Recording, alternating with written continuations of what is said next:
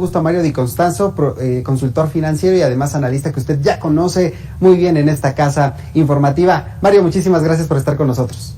Al contrario, Alex, un saludo a ti y a todo tu auditorio. A ver, estábamos revisando la realidad de Veracruz, pero viendo este panorama que hay en todo el país, hay jóvenes que sí están siendo beneficiados. ¿En qué entidades sí está funcionando este programa? Mira, sí es cierto que está funcionando, son muy contadas las entidades en las que están funcionando el programa Jóvenes Construyendo el Futuro y los demás programas. Yo te diría, en todos los programas en los que el gobierno Senda Dando Vida, todos estos apoyos que el gobierno ha dado, pues mira, están funcionando en muy contadas entidades federativas. Yo te diría, desafortunadamente, en la mayoría de las entidades, pues se ha prestado no solamente a poca transparencia y a malos resultados, sino incluso, como lo señala el propio auditor superior de la Federación, a malos manejos, sin personas que reciben dobles, que ayuda a personas que no deberían de ser sujetos y que le están recibiendo. Y yo creo que en el fondo es un reflejo pues de lo costoso que le está saliendo a la economía, a los agentes económicos, el falso bienestar que vende el gobierno. Es decir, estos programas que todas las mañanas los anuncia el gobierno con pombo y platillo, pues vemos cómo no están logrando cumplir su sector con su sector objetivo, y sobre todo por condiciones que tienen que ver más con desarrollo de infraestructura, inversión en infraestructura, que el propio gasto que está haciendo el gobierno. Y ya se está viendo que si no es un programa integral, pues si falta infraestructura, pues de qué sirve el apoyo social. Te voy a dar un ejemplo que estamos viviendo de manera muy clara con las sucursales de Banco de Bienestar. Sí. Ya hay 600 sucursales de Banco de Bienestar terminadas, que costaron entre 2.5 millones de pesos y 5 millones de pesos cada una, como lo menciona el propio secretario de la Defensa, y que están construidas que no operan.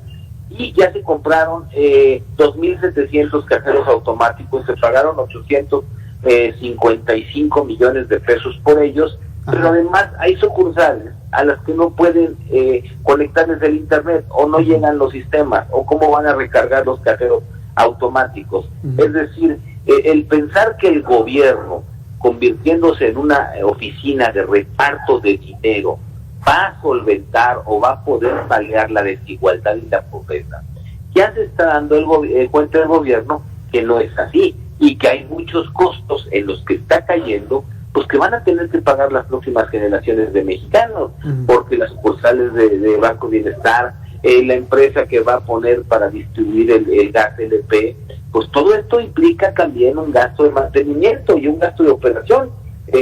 Actualmente Banco Bienestar tiene, por ejemplo, 1.500 trabajadores, 1.500 trabajadores. Para operar 1.000 sucursales, pues van a necesitar cuando menos 5.000 trabajadores más. Oye, Mario, sí. Pero haciendo esta revisión, y escuchábamos a otros analistas a lo largo del día, hacen referencia a que esta política social en México ha sido quizá fallida, en el sentido en que los índices de pobreza han quedado prácticamente igual desde el 2008 a la fecha. Es decir, ¿qué ha fallado en esta política social? ¿O ves tú que en esta administración hay un retroceso considerable respecto a lo que se había hecho en otros periodos? Mira, yo creo que, las cifras muestran que ha habido un retroceso considerable. A lo mejor sí, en buena medida impulsado también, pues por el efecto de la pandemia, es cierto que afectó, pero también impulsado por la decisión del gobierno de no haber metido las manos en una economía pues que estaba prácticamente quebrada el año pasado, a diferencia de lo que hicieron en muchos otros países.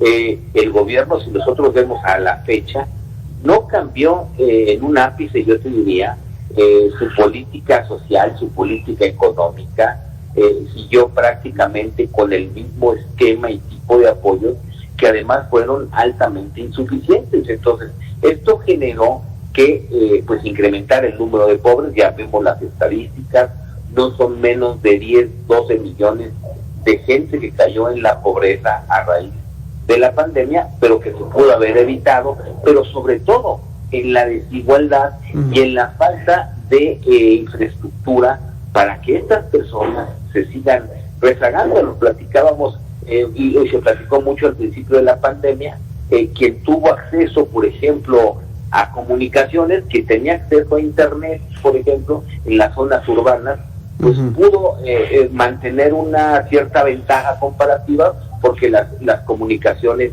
evolucionaron rapidísimo. Imagínate ahorita, en tiempos de pandemia, con todas las restricciones que hay, y además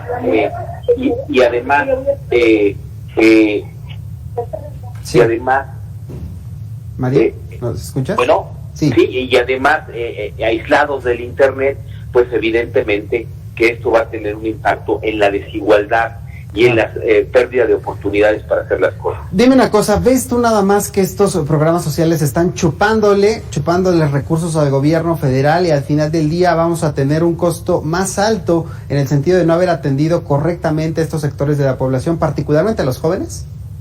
Sí, evidentemente, y no porque, no quiero que se tome que es meterle dinero bueno al malo. Creo que el objetivo, todos tenemos el objetivo, y debemos de tener el objetivo de tener un gasto social eficaz y eficiente. Los cómo son en los que este gobierno se ha equivocado, y los cómo porque este gobierno ha escogido o ha diseñado los esquemas menos efectivos, pues para hacerle llegar las mejores capacidades y condiciones a los jóvenes para que puedan asistir a una escuela, para que puedan invertir en capital humano o desarrollarse en capital humano.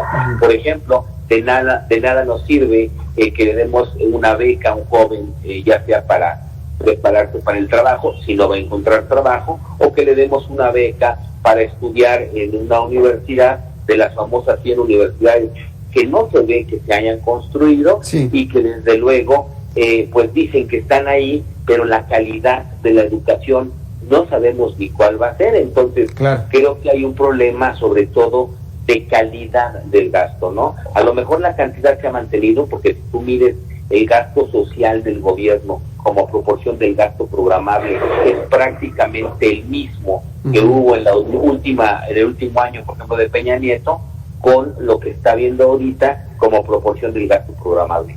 Creo que lo que ha bajado mucho es la calidad del gasto. Mario, te agradezco mucho estos minutos para Mega Noticias. Al contrario, que tengas muy buenas tardes y un saludo a ti y a todo tu historia. Ya sabe que puede recuperar estas conversaciones en nuestras redes sociales. Vamos a hacer una pausa, regresamos en minutos.